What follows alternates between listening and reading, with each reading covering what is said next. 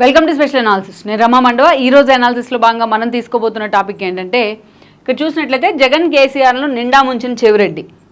ఈ టైటిల్ చెవిరెడ్డి భాస్కర్ రెడ్డికి కరెక్ట్గా యాప్ట్ అవుతుంది. ఎందుకంటే ఆ స్థాయిలో మ్యానిపులేట్ చేయడంలో ఏదైతే ఒక సఫాలజిస్ట్ హోదా, యాక్చువల్గా అయితే ఆయన ఎమ్మెల్యేనే 2 సార్లు ఏదైతే చంద్రగిరికి, బట్ అది పక్కన పెట్టి తాను ఎమ్మెల్యేను అనే విషయాన్ని పక్కన పెట్టి మిగతా విషయాల్లో ఆయన ఎక్కువగా చొరవ చూపిస్తూ ఉండేవాళ్ళు. ఒక దశలో ఒక సఫాలజిస్ట్ అవతారం కూడా ఎత్తారు. సర్వేల పేరుతోని అనేక రకాలుగా ఆయన ఎప్పుడు కూడా వార్తల్లో నిలుస్తూ వచ్చారు, హడావుడి చేస్తూ వచ్చారు. ఎంత ఆఫ్ ద రికార్డ్ చెవిరెడ్డి సర్వేలు అనుకున్నప్పటికీ అవి ఎప్పుడు కూడా ఆన్ రికార్డ్ అవుతూనే ఉన్నాయి. అయితే ఇక్కడ జగన్మోహన్ రెడ్డి చేసిన తప్పేంటంటే, చెవిరెడ్డి చేసుకొస్తున్న సర్వేలు కానీ ఆ సర్వే ఫలితాలు కానీ వాటిలో ఎంతవరకు వాస్తవం ఉంది, వాటిని నమ్మొచ్చా లేదా అనుకోకుండా బ్లంట్గా వాటిని ఫాలో అయ్యే ప్రయత్నం చేశారు. ఈరోజు జగన్మోహన్ రెడ్డి కేవలం జగన్మోహన్ రెడ్డి ఒక్కడే కాదు చెవిరెడ్డిని ఫాలో అయింది. చెవిరెడ్డిని జగన్మోహన్ రెడ్డి నమ్మితే జగన్మోహన్ రెడ్డిని కేసీఆర్ నమ్ముకొని ఈరోజు ఆల్మోస్ట్ వాళ్ళ ఓటమికి కూడా ఒక మెయిన్ రీజన్ చెవిరెడ్డి అని చెప్పుకోవాలి. ఆ స్థాయిలో వాళ్ళిద్దరిని ముంచేయడంలో రాజకీయంగా చెవిరెడ్డి సక్సెస్ అయ్యారు. తాను మునగడమే కాదు, వాళ్ళిద్దరిని కూడా ముంచేసే ప్రయత్నం చేశారు అన్నది కూడా వాస్తవం. అందుకు కారణాలు కూడా ఉన్నాయి, వాటి గురించి మనం చెప్పుకునే ప్రయత్నం చేద్దాం.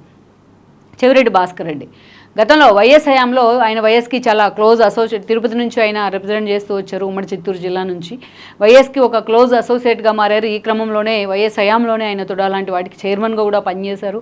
అప్పట్లోనే కొన్ని ఆరోపణలు అయితే ఎదుర్కొన్నారు. ఇక ఆ తర్వాత రోజుల్లో జగన్మోహన్ రెడ్డి ఎప్పుడైతే పార్టీ పెట్టున్నారో 2009 లాంటి పరిణామాల్లో ఆ తర్వాత రోజుల్లో చెవిరెడ్డి భాస్కర్ రెడ్డి జగన్మోహన్ రెడ్డి వెంట నడిచే ప్రయత్నం చేశారు. 14లో ఆయన మొదటిసారి చంద్రగిరి నుంచి పోటీ చేయడం జరిగింది. వైఎస్ఆర్సీపీ టికెట్ మీద ఆయన ఎమ్మెల్యేగా గెలిచి అసెంబ్లీలో అడుగుపెట్టారు. ఎమ్మెల్యేగా గెలిచి అసెంబ్లీలో అడుగుపెట్టిన దగ్గర నుంచి కూడా పార్టీ ప్రతిపక్షంలో ఉన్న ఎప్పుడూ ఏదో ఒక ప్రచారం రూపంలో చెవిరెడ్డి భాస్కర్ రెడ్డి వార్తల్లో ఉంటూ వచ్చాడు. అది కేవలం ప్రచారమే కాదు, తాను ఎంత ఫోకస్ అవుతున్నా ప్రచారం మీద ఫోకస్ పెట్టినా బట్ తన కాన్స్టిట్యున్సీ మీద గ్రిప్పించుకోవడంలో కూడా, తన కాన్స్టిట్యున్సీ ప్రజల మీద ఫోకస్ పెడతంలో కూడా చెవిరెడ్డి కొంతమేరకు మిగతా ఎమ్మెల్యేలతో పోలిస్తే కొంతమేరకు చెవిరెడ్డి సక్సెస్ అయ్యారని అనుకోవాలి. వైఎస్ఆర్సీపీ తరఫు నుంచి ఒక ఎమోషనల్ అటాచ్మెంట్, ఎమోషనల్ బాండింగ్ వాళ్ళకి అందించి తన కాన్స్టిట్యున్సీ ప్రజలకు కానీ తన ఓటర్లు అనుకునే వాళ్ళకి ఆయన పంచే కానుకలు కానీ ఆయన ఇచ్చే బహుమతులు కానీ అవి ఎప్పుడు కూడా నభూతో నభవిష్యత్తే. సో అలా 5 ఏళ్ల పాటు ఎమ్మెల్యేగా కొనసాగారు. ఆదర్శ్ నగర్ క్వార్టర్స్లో తనకిచ్చిన ఎమ్మెల్యే క్వార్టర్ని అత్యంత అధునాతంగా తీర్చిదిద్దడం దగ్గర నుంచి అప్పుడు కాంట్రవర్సీ కూడా అయింది. అది అనేక రకాల ఇష్యూల్లో చెవిరెడ్డి కాంట్రవర్సీ అయినప్పటికీ బట్ జగన్మోహన్ రెడ్డి కూడా 2019 నాటికి నిజంగానే చెవిరెడ్డిని హక్కును చేర్చుకునే ప్రయత్నం చేశారు. యాక్చువల్గా అంతకుముందు సాయిరెడ్డి లాంటి వాళ్ళు, విజయసాయిరెడ్డి లాంటి వాళ్ళు అనుబంధ విభాగాల బాధ్యతలు అన్నీ చూసేవాళ్ళు. జగన్మోహన్ రెడ్డి పాదయాత్ర లాంటి కార్యక్రమాల్లో బిజీగా ఉన్న సమయంలో సో విజయసాయిరెడ్డికి ఒక అనుచరుడుగా, అసిస్టెంట్గా చెవిరెడ్డి వీటన్నిటినీ కూడా గ్రౌండ్ లెవెల్లో పర్స్యూ చేస్తూ ఉండేవాళ్ళు. సో ఆ అనుభవం కావచ్చు. ఇక 2019లో మరోసారి జగన్మోహన్ రెడ్డి చెవిరెడ్డికి ఎమ్మెల్యే టికెట్ ఇస్తే చెవిరెడ్డి అక్కడి నుంచి గెలవడం జరిగింది. పులివర్తి నాని చేతిలో, పులివర్తి నాని ఓడిపోయినారు చెవిరెడ్డి చేతిలోని.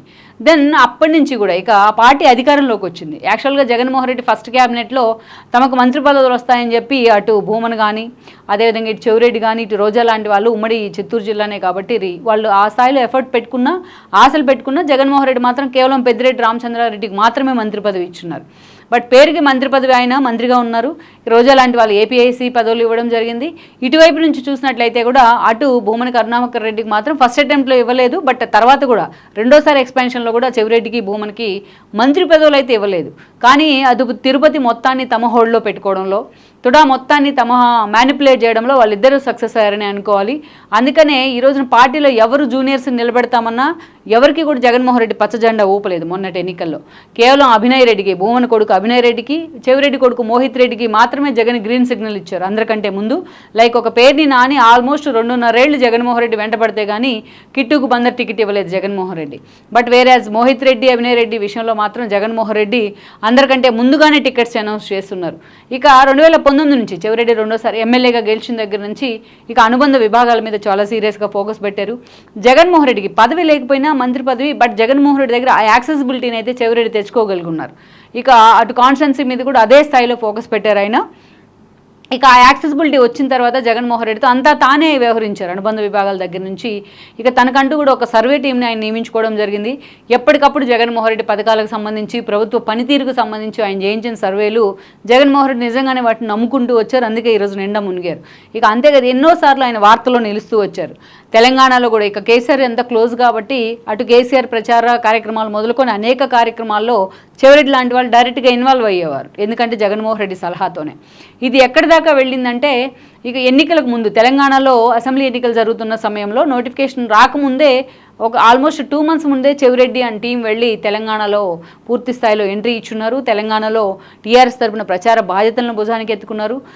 ఏపీలో ఏ అయితే ప్రచార వాహనాలను వైసీపీ వాడుకుంటుందో అవే ప్రచార వాహనాలను తీసుకొచ్చి చెవిరెడ్డి స్టిక్కర్లు మార్చి తెలంగాణలో ప్రచారం చేయించేవాళ్ళు. సేమ్ యాజ్ ఈజ్ మక్కికి మక్కి వాటిని తీసుకొచ్చి ఎన్నోసార్లు అవి సోషల్ మీడియాలో వైరల్ కూడా అయిన పరిస్థితి అయితే ఉంది. అయితే ప్రచార వాహనాలు ప్రచార బాధ్యతలు తీసుకోవడం ఒక ఎత్తు అయితే తాను సొంత సర్వే టీమ్స్ని పెట్టుకొని టీఆర్ఎస్ గెలవబోతోందంటూ కూడా ఆయన ఇచ్చిన సర్వేలను కూడా కేసీఆర్ బ్లంట్గా నమ్ముతూ వచ్చారు. పాపం జగన్మోహన్ రెడ్డి మీద ఆ స్థాయిలో కన్సర్న్ ఉంది కాబట్టి చెవిరెడ్డిని కూడా నమ్మాల్సి వచ్చింది.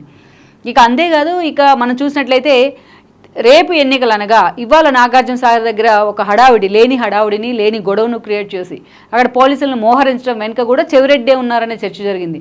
ఒక సెంటిమెంట్ని క్రియేట్ చేసినట్లయితే పూర్తి స్థాయిలో ఓట్ బ్యాంక్ రేవంత్ రెడ్డి వైపు వెళ్లకుండా ఉంటుంది అన్న సలహాని చెవిరెడ్డే ఇచ్చున్నారు. ఆ కారణంతోనే నాగార్జున సాగర్ దగ్గర జగన్మోహన్ రెడ్డి అసలు అకారణంగా పోలీసులను మోహరించారనే లీక్లు అయితే అప్పట్లో వచ్చాయి. దెన్ పూర్తి స్థాయిలో కేసీఆర్ డౌన్ఫాల్ అయిన పరిస్థితి. ఎందుకంటే ఏ సెఫాలజిస్టులు చూసినా ముందుగా ఏదైతే ఎగ్జిట్ పోల్స్లో కానీ అంతకంటే ముందు కూడా ఏదైతే సిట్టింగుల మీద వ్యతిరేకత ఎక్కువగా ఉంది, కేసీఆర్ సిట్టింగులకి టికెట్ ఇవ్వకుండా ఉంటే బాగుంటుందని చెప్తూ వచ్చారు. కానీ అందుకు క్వైట్ ఆపోజిట్లోగా చెవిరెడ్డి ఇచ్చిన సర్వేలు నిజంగానే హోప్స్ పెట్టుకున్నారు కేసీఆర్. డిసెంబర్ 3వ తేదీన ప్రమాణ స్వీకారం కూడా చేస్తున్నాను, ఆయన క్యాబినెట్ ఏర్పాటు చేసుకుంటున్నానని కూడా మాట్లాడారు. సో అవన్నీ పాపం కళ్ళగానే మిగిలిపోయిన పరిస్థితి. బట్ అలాంటి చెవిరెడ్డినే మళ్ళా నమ్ముకున్నారు జగన్మోహన్ రెడ్డి. ఏపీలో కూడా ఎక్కడికక్కడ సర్వేలు చేస్తూ అసలు అటు ఇంటెలిజెన్స్ చేసినా ఇటు సెంట్రల్ ఇంటెలిజెన్స్ రిపోర్ట్స్ ఉన్నా తన సొంత టీములు సర్వేలు చేస్తున్నా ఇవి ఎక్కడా కూడా జగన్మోహన్ రెడ్డి నమ్మలేదు. పూర్తి స్థాయిలో తెలంగాణలో రిజల్ట్ చూసిన తర్వాత కూడా చెవిరెడ్డిని కన్సిడరేషన్ కింద తీసుకున్నారు. అక్కడ సిట్టింగుల మీద వ్యతిరేకత ఉందన్న కన్సర్న్తోనే చెవిరెడ్డి ఇచ్చిన రిపోర్ట్తోనే ఇక్కడ కూడా సిట్టింగులను ఆయన షఫుల్ చేసే ప్రయత్నం చేశారు. కానీ బట్ గ్రౌండ్ రియాలిటీలో పార్టీ మొత్తం అప్పటికే పూర్తి స్థాయిలో సమాధి అయిపోయిందన్న విషయాన్ని గ్రహించడంలో మాత్రం జగన్మోహన్ రెడ్డి కళ్ళకు పొరలు కమ్మాయా లేకపోతే చెవిరెడ్డి ఆ పొరలు కమ్మేలాగా చేశారనేది మాత్రం ఒక పెద్ద క్వశ్చన్ అనే అనుకోవాలి. సో ఆ స్థాయిలో చెవిరెడ్డి పూర్తిగా డైవర్ట్ చేయడంలో అటు జగన్మోహన్ రెడ్డిని కానీ ఇటు కేసీఆర్ని కానీ ఆయన సక్సెస్ అయి ఉన్నారు. తన రాజకీయ పరిపక్వత అటు కేసీఆర్తో పోల్చినా మిగతా పార్టీలో ఉన్న సీనియర్ నేతలు చాలామందితో పోలిస్తే రాజకీయ పరిపక్వత కానీ రాజకీయ అనుభవం కానీ చెవిరెడ్డికి తక్కువే. చంద్రగిరి నుంచి ఎమ్మెల్యే అయినా తన కాన్స్టిట్యున్సీ వరకు తను పరిమితం అయితే బాగుండేది. బట్ అంతకన్నా ఎక్కువగా తను ఊహించుకొని జగన్మోహన్ రెడ్డికి దగ్గరయ్యే ప్రయత్నం దగ్గర చేసుకునే క్రమంలో తన సొంత ఖర్చులు తన పాకెట్లో ఖర్చులు పెట్టుకుని మరి ఆయన చేసిన సఫాలిస్టుల పేరుతో ఆయన నియమించుకున్న వాళ్ళు కానీ ఆయన చేయించిన సర్వేలు కానీ మొత్తం కూడా ఈ రోజున భూస్థాపితం అయిపోయిన పరిస్థితి ఉంది. వైఎస్ఆర్సీపీ కేవలం 11 సీట్లకే, అది కూడా తన కొడుకు గెలుపుని కూడా తన కొడుకు ఓటమిని కూడా తాను ఊహించుకోలేకపోయారు చెవిరెడ్డి. తాను ఒంగోలు ఎంపీగా నిలబడితే తన పరిస్థితి ఏంటి, తన భవిష్యత్తు ఏంటి అని కూడా అంచనా వేయలేకపోయారు. అందుకే ఈరోజు చెవిరెడ్డి లాంటి వాడిని ఒక్కడిని నమ్ముకుని జగన్మోహన్ రెడ్డి పూర్తిగా డీలాబడి సిచ్యువేషన్ ఉంది. కేవలం చెవిరెడ్డిని నమ్ముకొని జగన్మోహన్ రెడ్డి మునిగితే జగన్మోహన్ రెడ్డిని నమ్ముకొని కేసీఆర్ లాంటి వాళ్ళు కూడా మునిగిన పరిస్థితి ఉంది. సో అలాంటి చెవిరెడ్డి వాళ్ళు ఎక్కడ అంటే సమాధానం లేదు. అసలు చెవిరెడ్డి భవిష్యత్ కార్యాచరణ ఏంటి అనే దాని మీద ఒక పెద్ద క్వశ్చన్ మార్క్ అయితే ఉందని అనుకోవాలి. మొత్తానికైతే చెవిరెడ్డి లాంటి వాళ్ళని సజ్జల లాంటి వాళ్ళని జగన్మోహన్ రెడ్డి బ్లంట్గా నమ్మిన తీరు మాత్రం ఈరోజు ఆయన భవిష్యత్తుకి ఒక ప్రశ్నార్థకంగా మారింది.